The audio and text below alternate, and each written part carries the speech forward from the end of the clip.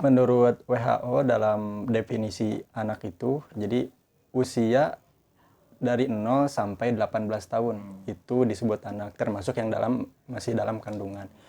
Jadi yang harus bertanggung jawab melindungi anak itu ada 4 unsur. Yang pertama memang pemerintah, yang kedua dunia usaha, yang ketiga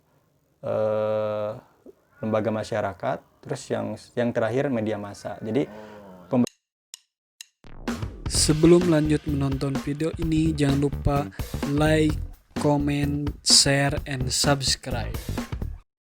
Assalamualaikum warahmatullahi wabarakatuh. Waalaikumsalam warahmatullahi wabarakatuh. Salam Legatan, Sobat Legatan, ketemu lagi dengan saya Sam, sang pembawa acara dari muka bumi ini, paling hot, paling memukau dan paling memberi semangat kepada kalian semua. Mantap. Mantap sekali ya Kang ya. Luar biasa. Ya, sekarang saya sedang bersama dengan salah satu tokoh dari Garut yang coba berkarir di kota Bandung. Ya, beliau adalah Sobat Fahmi Rizal Sos, lulusan dari UIN Sunan Gunung Jati.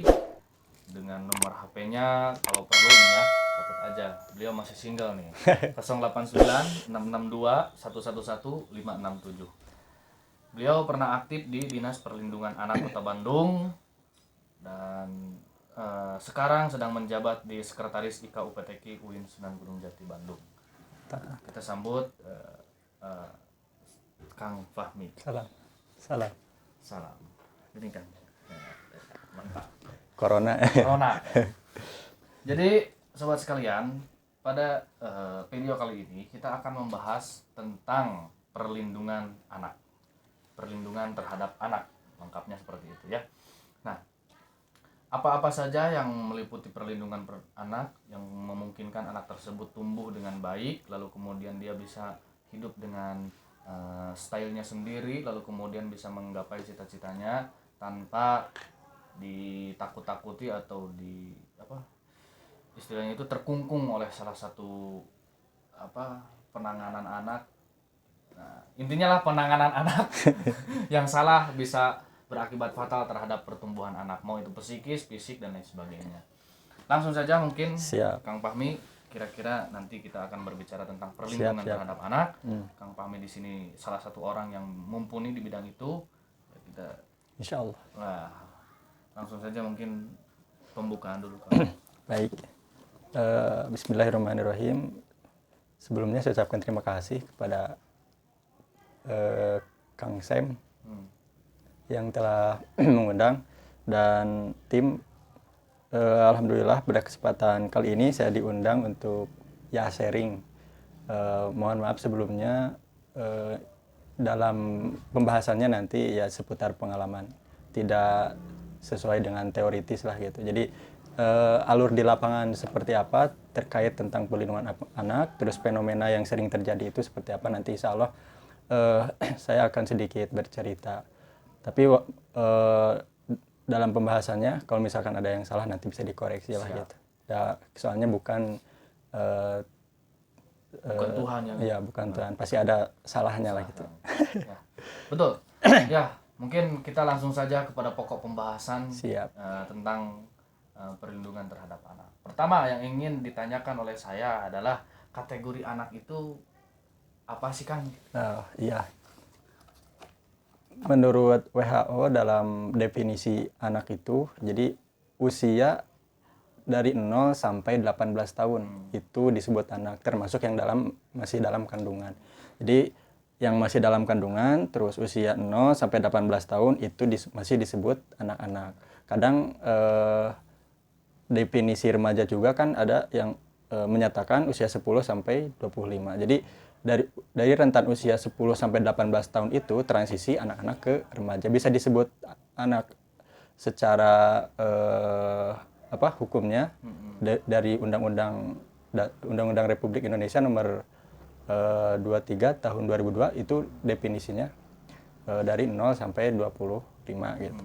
Jadi bisa disebut anak, bisa disebut remaja usia 10 sampai 15 tahun. Jadi pada intinya anak itu yang masih dalam kandungan dan 0 sampai 25 tahun. Nah, kenapa yang masih dalam kandungan disebut anak, kan itu belum tentu lahir. belum tentu nanti bisa hidup. Nah, maksudnya yang masih dalam kandungan itu supaya terhindar dari, karena sekarang itu banyak, bukan sekarang ya, sebelum-sebelumnya juga sering terjadi aborsi. Nah, untuk melindungi anak itu dari aborsi, jadi disebut anak dan dilindungi secara hukum gitu. Jadi kalau misalkan ada yang melakukan aborsi pasti dihukum gitu. Ada hukumannya gitu. Karena Seperti itu termasuk salah satu perbuatan Iya. kekerasan terhadap Iya, anak iya, juga. terhadap Oke. kekerasan terhadap anak. Betul.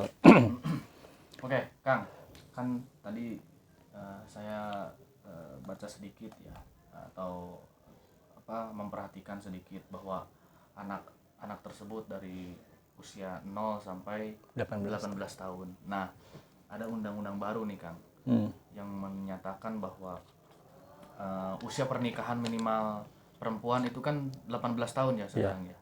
Usia minimal itu 18 tahun. Nah, apakah itu berkaitan dengan undang-undang anak, Kang? Iya, soalnya di salah satu program untuk perlindungan anak itu salah satu diantaranya adalah si anak supaya terhindar dari pernikahan dini atau perkawinan usia anak gitu. Kan kalau di desa-desa perkampungan sering terjadi usia 10 belasan tahun, ada yang 13 tahun dinikahkan. Nah, ada peraturan dan undang-undangnya supaya usia anak itu tidak boleh dinikahkan gitu, tidak boleh dipaksakan untuk menikah gitu. Nah, standar minimalnya, usia minimalnya itu 18 tahun gitu. Nah, itu kaitannya dan urusannya juga beda lagi. Kan di sini kalau urusan anak itu kan kalau di kementerian ada Kementerian Perlindungan Anak, Pemberdayaan Perempuan dan Perlindungan Anak. Nah, kalau permasalahan perkawinan itu masuknya ke, kalau nggak salah itu kependudukan. Ada BKKBN namanya, Kependudukan dan Keluarga Berencana. Tapi mungkin masih ada keterkaitan. Masih ada keterkaitan. Karena, tadi salah satu yang Akang bilang juga untuk menghindari pernikahan anak gitu ya. Karena kenapa anak itu tidak boleh, maksudnya usia anak itu tidak boleh menikah gitu. Karena ditinjau dari beberapa alasan, dari beberapa faktor. Yang pertama, anak itu salah satu haknya itu bermain gitu ya. Nah, biarkanlah anak itu melakukan atau menerima haknya untuk bermain. Terus melanjutkan pendidikan itu salah satu haknya. Biasanya kan kalau usia belasan tahun itu SMA kelas 3 juga kan usia 18. Nah, berarti kalau misalkan nikahnya usia 15 tahun, berarti itu usia SMP atau SMA gitu. Nah, itu sudah melanggar salah satu hak anak gitu. Nah, terus dari segi faktor kesehatan juga dia rahimnya itu masih terlalu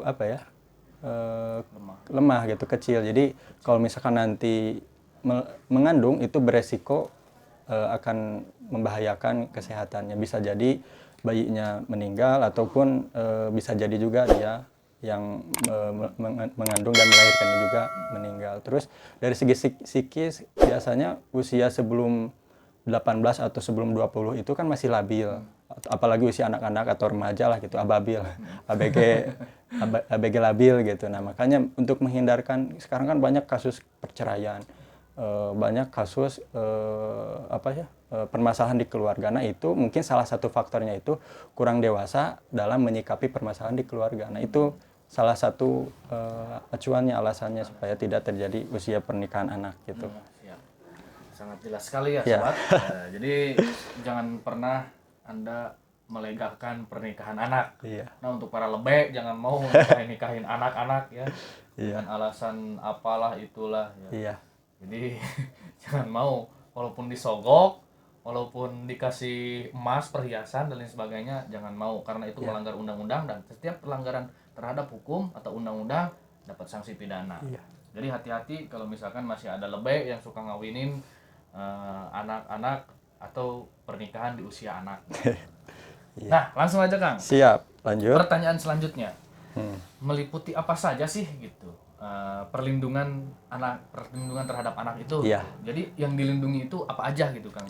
Dari anak tersebut. Gitu. Jadi kalau pengalaman saya, jadi salah satu ruang lingkup perlindungan anak itu dari mulai anak itu di keluarga, terus kan anak itu bisa dipisahkan atau dikategorikan kehidupannya itu 3. Yang pertama di keluarga, sekolah, dan lingkungan gitu. Nah, ruang lingkupnya juga tidak jauh seperti itu. Jadi ruang lingkupnya di rumah, di lingkungan, dan di sekolah. Nah, bagaimana caranya si anak ini supaya terhindar dari kekerasan baik itu di rumah, di lingkungan maupun di sekolah. Jadi program-programnya juga ya di ruang lingkup seperti itu, di ruang lingkup itulah tempat-tempat seperti itu.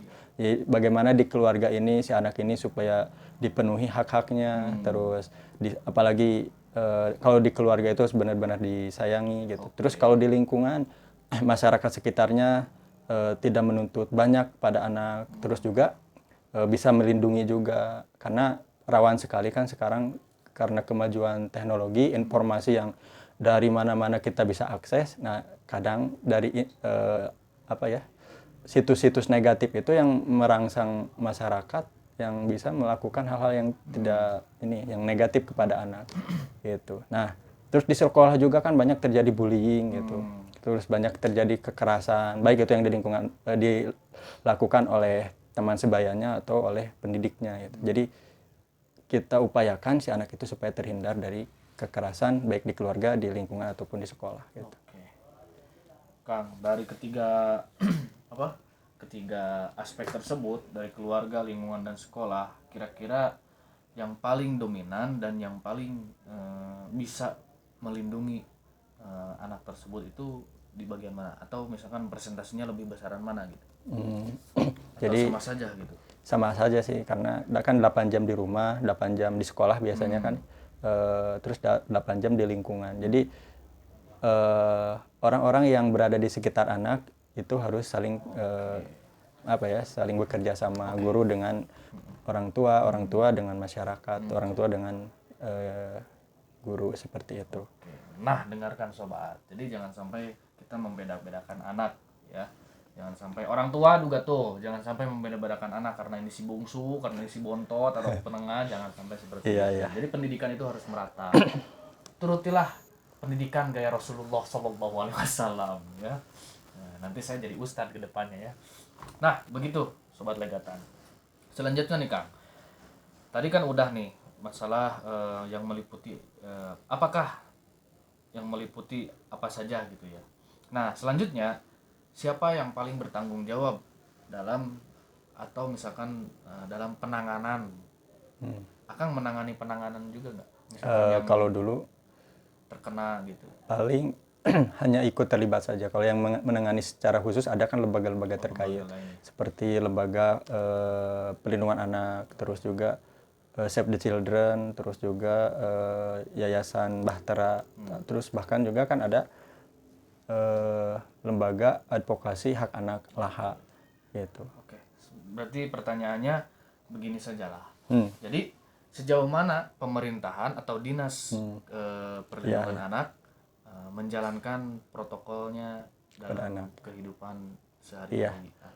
Baik, pengalaman saya dulu kalau di dinas itu pemerintah itu terus menggencarkan program-program perlindungan anak. Yang pertama, memberikan pemahaman kepada masyarakat supaya benar-benar paham, melek informasi-informasi ataupun pengetahuan-pengetahuan seputar anak gitu. Jangan sampai ya tadi anak itu terabaikan gitu. Terus pemerintah juga sering menggalakkan program-program preventif gitu. Salah satunya sosialisasi kepada masyarakat tentang perlindungan anak, ke kelurahan-kelurahan, ke kecamatan-kecamatan, ke lembaga-lembaga yang ada di masyarakat. Jadi dalam satu event, dalam satu momen diundang di salah satu kelurahan, contohnya salah satu kecamatan, diundang semua unsur masyarakat.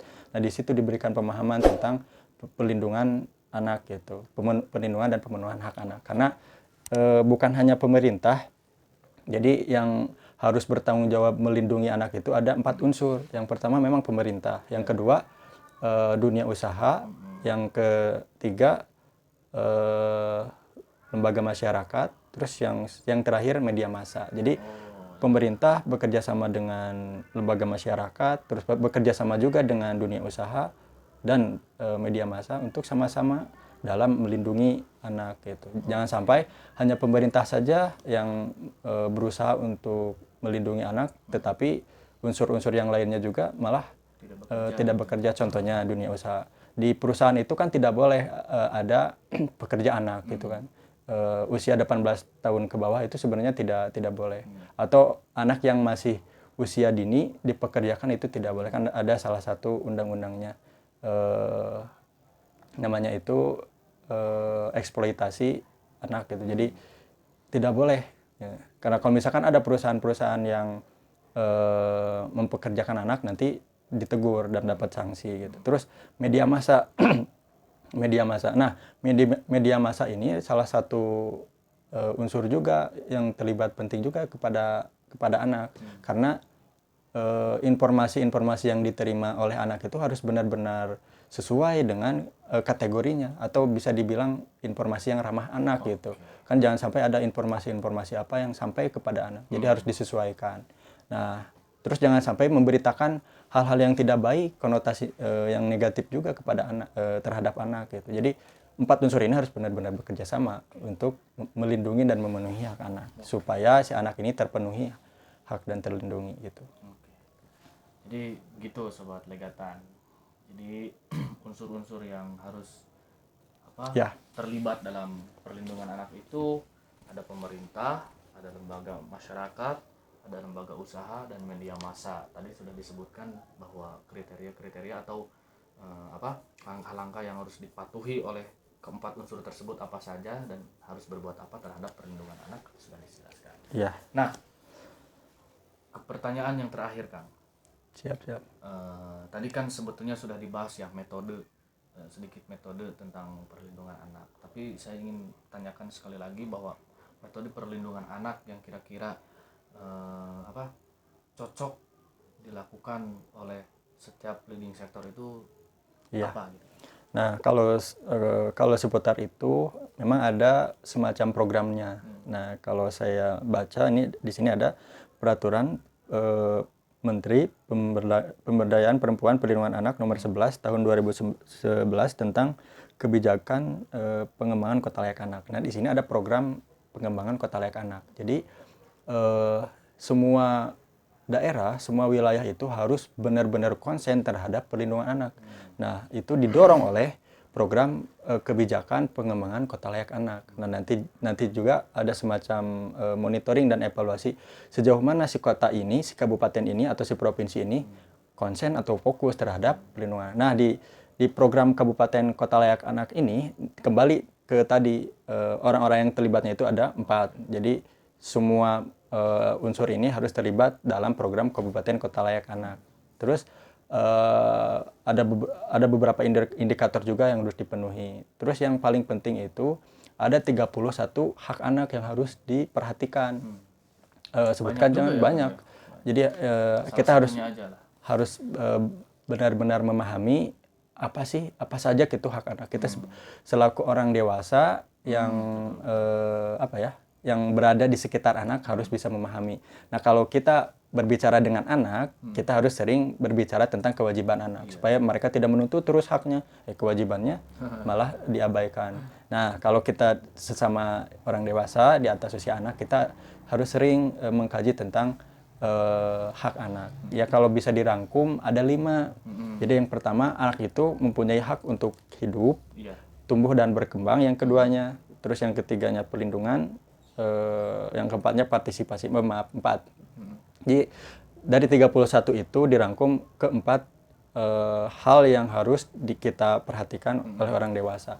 Si anak itu harus mempunyai hak untuk hidup. Ya jelas, setiap manusia itu diberikan hak untuk hidup. Makanya aborsi diharamkan. Nah, itu. Jadi harus benar-benar dijaga hak kelangsungan hidupnya itu dari kecil sampai menjelang dewasa gitu, harus benar-benar dijaga supaya bisa berlangsung dengan baik kehidupannya. Terus yang kedua, tumbuh dan berkembang. Nah, nih tumbuh dan berkembang ini berkaitan dengan pemenuhan gizinya gitu. Kan sekarang banyak kasus ini ya, stunting. Nah, itu memang gizi buruk bisa disebabkan oleh beberapa indikator, tidak ada pihak yang bisa disalahkan. Memang ini perlu menjadi perhatian bersama. Bagaimana caranya gizi anak ini harus benar-benar terpenuhi gitu supaya anak-anak ini benar-benar sehat gitu.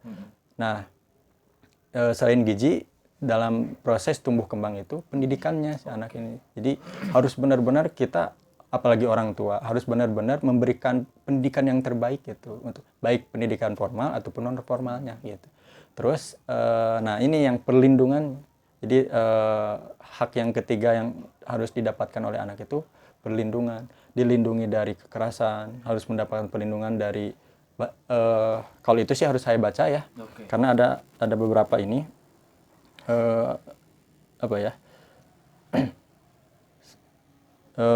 Yang pertama, anak itu harus dilindungi dari tindakan penangkapan sewenang-wenang. Jadi ya tidak boleh diculik gitu ya, harus dilindungi.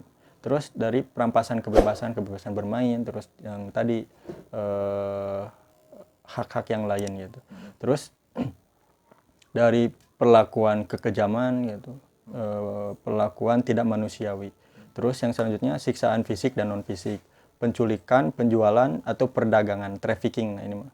Terus eksploitasi seksual, penyalahgunaan obat-obatan sebagai pekerja anak, eksploitasi sebagai kelompok minoritas atau kelompok adat terpencil. Terus juga informasi-informasi atau pandangan-pandangan yang tidak layak dilihat atau didengar oleh anak. Terus dilindungi dari situasi darurat seperti bencana itu terjadi. Terus khusus sebagai dilindungi pengungsi atau yang terusir, seperti kejadian yang waktu di Taman Sari kan ada ini penggusuran wilayah gitu ya. Nah itu harus dilindungi anak itu dari hal seperti itu. Terus nah ini harus dilindungi dari konflik hukum. Nah yang terakhir konflik bersenjata. Kalau di wilayah itu ada terjadi peperangan seperti di Palestina nih, anak-anak itu harus menjadi prioritas utama untuk dilindungi. Jadi itu 31. Nah yang saya bacakan khusus itu yang benar-benar harus kita jaga. Karena yang 16 itu lebih ke pemenuhan hak. Nah yang 15-nya itu ke perlindungan gitu. Jadi nah dari 31 ini ada beberapa indikator yang harus dipenuhi.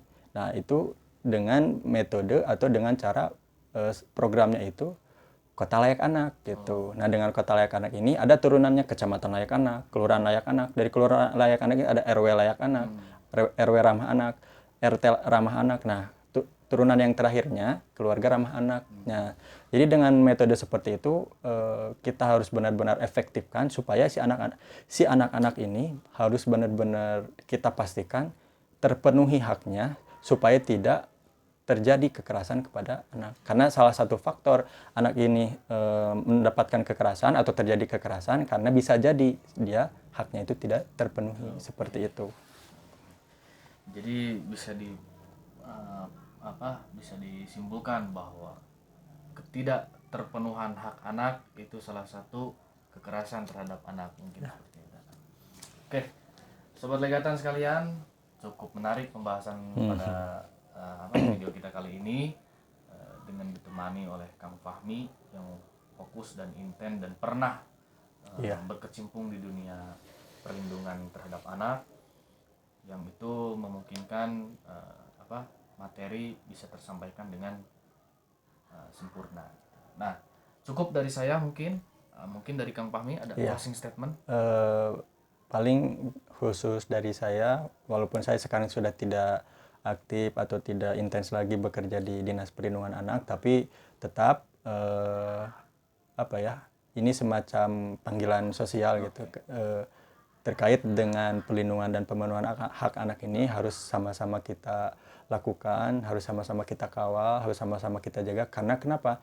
Anak ini adalah generasi pelanjutkan. Kalau saya mah tertariknya seperti ini. Dulu kan Soekarno pernah menggaungkan, berikan saya 10 pemuda maka akan kuguncangkan dunia. Nah, calon pemuda itu kan melalui anak-anak dulu. Nah, untuk menjadikan bangsa yang ideal ini dan untuk menciptakan pemuda yang ideal ini harus dimulai dari memperhatikan kondisi anaknya gitu. Jadi program-programnya program pelindungan dan pemenuhan hak anaknya itu harus kita benar-benar jaga, perhatikan supaya si anak ini bisa menjadi generasi penerus, generasi pelanjut bangsa kita. Karena sukses atau majunya bangsa sukses dan tidak bangsa kita ke depannya tergantung anak-anak sekarang gitu.